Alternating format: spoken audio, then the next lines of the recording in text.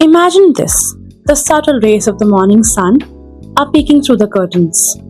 You stretch and yawn, embracing the new day, and a thought follows. Hmm, what should I have for breakfast?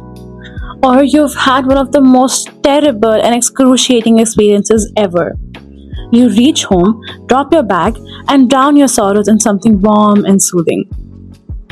Whether it be a bag of chips that's seen our ugliest cries, or our favorite dishes that are made special with mom's touch, that has seen the purest forms of laughter and endless slurping, food has always been a constant thought, emotion, and verb throughout our lives.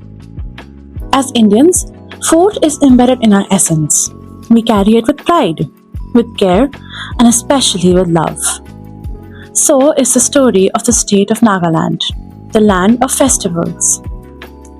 As, across the hills and valleys of Nagaland, food begins with the earth. It's cooked slowly, seasoned simply, and always shared. From smoked pork with bamboo shoots to ahoni, fermented soybean, and rice, every dish carries a bit of soil, smoke, and soulfulness.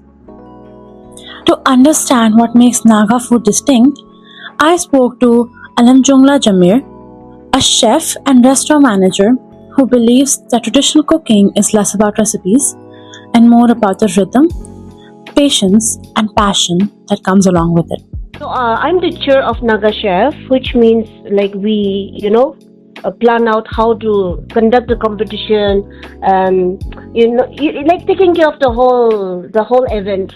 Yeah. So yeah, when I was involved with the Naga Chef, I get to learn, I got to learn so many things about the cuisine, like the basic cuisine that I know, which we always cook at home, and we eat every day. But Yeah.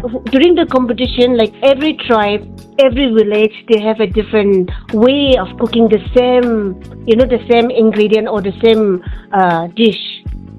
And I also discovered so many unique ingredients. And that is when I realized that I need to promote Naga cuisine. And so I quit my job and I started this restaurant, Naga Bowl Express. And now I have been running the restaurant for 7 years now. Thank you so much, ma'am, for talking about your history with Naga cuisine and showing your dedication and perseverance to preserve your heritage. Whether it be through curries, chutneys, or stews, preservation plays a prominent part in Naga cuisine. For them, preserving, fermenting, and steaming are more than just methods. They are a part of a living archive of survival and sustenance. Food that once helped people endure long winters and isolated terrains has now become a symbol of pride and identity. However, many seem to believe that the landscape has now changed. With us adapting to the hustle and bustle of modern life, the cities have grown, but the kitchens have shrunk. And this transformation can be noticed in Naga cuisine too. Restaurants in Kohima and Dimapur are now bringing a twist to the table. With pork tacos and akhoni aioli, dishes that blend heritage and experimentation are now being presented.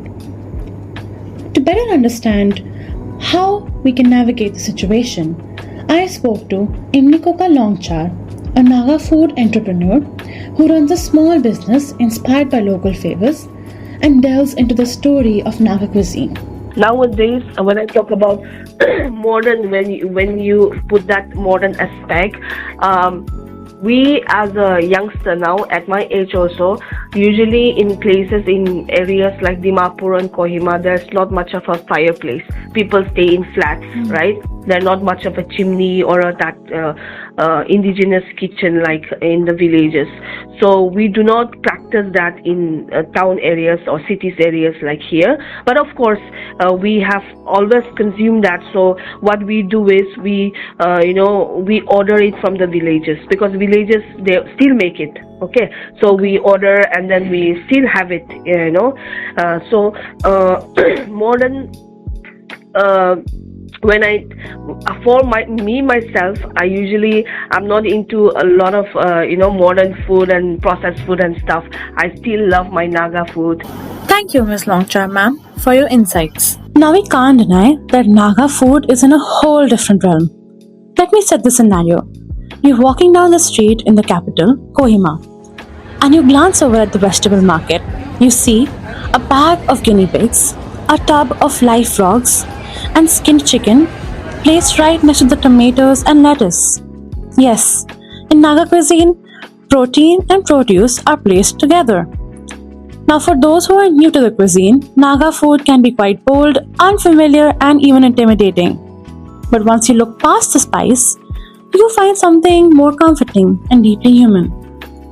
I met with Namrata Ahuja, a frequent traveler who first encountered Naga cuisine while living in the city of Dimapur.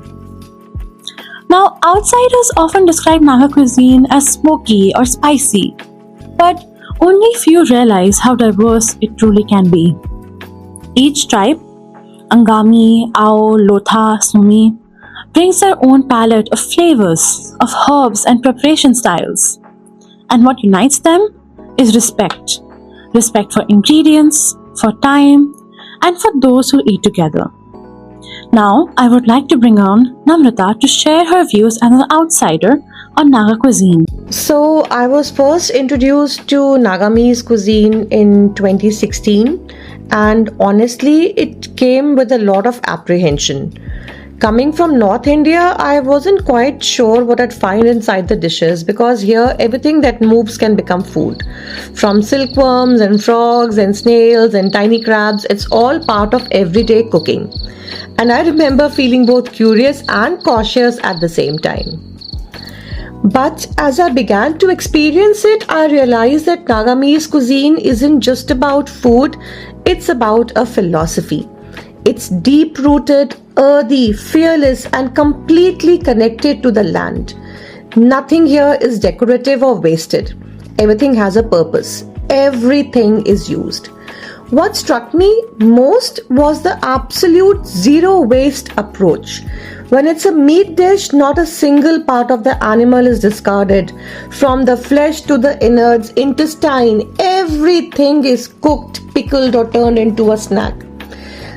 It's food born out of respect, I'll say, for the animal, for nature, and for survival itself.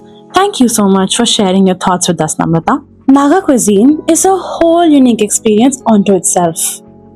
It allows people to connect with their culture and presents them with patience in a world where everyone is running towards instant gratification.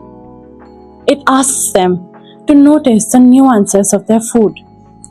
In kitchens across Nagaland, people are trying to preserve this tradition, and a quiet revival is taking place. The younger generations are watching and recording and learning from their elders. They are documenting the recipes and sharing home videos on social media, not for views, but for values. Food is finding new stories in reels, in restaurants, and in small family kitchens that still smell of firewood. And perhaps that is what makes Naga cuisine so special. It keeps evolving without losing its roots. Each meal tells a story of land, of community, of resilience that is carried through smoke and spice. And with that, we come to a close on the smoked, spiced, and celebrated Stories of Naga Cuisine episode. I am Janvi Ahuja, your host. Thank you for tuning in.